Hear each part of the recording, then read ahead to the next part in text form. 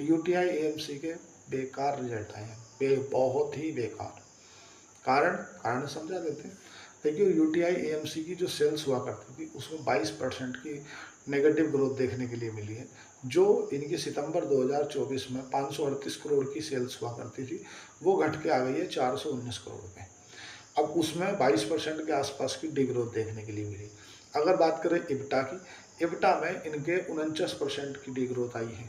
EBITDA इनकी 263 करोड़ हुआ, वो 348 करोड़ हुआ करती थी, जो घट के हो गई है तुम्हारी 177 करोड़, मतलब 49% की डिग्रोथ। अगर नेट प्रॉफिट की बात करेंगे तो साथियों नेट प्रॉफिट इनका 263 करोड़ हुआ करता था, जो घट के आ गया तुम्हारा 132 करोड़ के आसपास।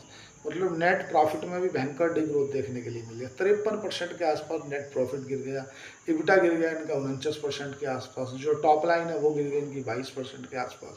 तो ऐसे में मज़ा नहीं आता। मतलब अगर रिजल्ट अच्छे हो तो समझ में आए कि हाँ यार बिजनेस मॉडल में दम है। अगर रिजल्ट खराब है तो मज़ा नहीं आता। अगर ईपीएस की बात करें, अर्निंग प्रति शेयर, तो ईपीएस में इनके 53% की डिग्रोथ रही है। 53% परसेंटेज में है, आधा मान लो आप। जो इनका 18.76 पे ईपीएस हुआ करता था वो अब घट के आ गया है तुम्हारा 8.81 पे। तो क्या मान रहे हो, 53 रुपये की ईपीएस में डी ग्रोथ बहुत मायने रखती है अपने आप में। कोई स्टॉक खरीदो क्या बेचो, मैं तो बोलता हूँ कि यार पहले उस कंपनी को फंडामेंटली तो चेक कर लो।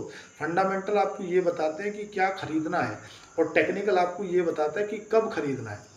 अगर बात करोगे स्टॉक के प्राइस की, तो जो सादी स्टॉक का प्राइस है वो 1400 के आसपास है, और जो कंपनी का पी है, प्राइस टू अर्निंग रेशियो, वो लगभग 30 के आसपास में है। लेकिन इसको पी रेशियो से नहीं देखना, ये अलग चीज़ है। अगर इसकी बात करोगे आप प्राइस टू बुक वैल्यू की, तो 4.10 के आसपास बनी हुई है, मतलब महंगा है। आरओसी 21 का है, आरओई जो है लगभग 16 का बना हुआ है।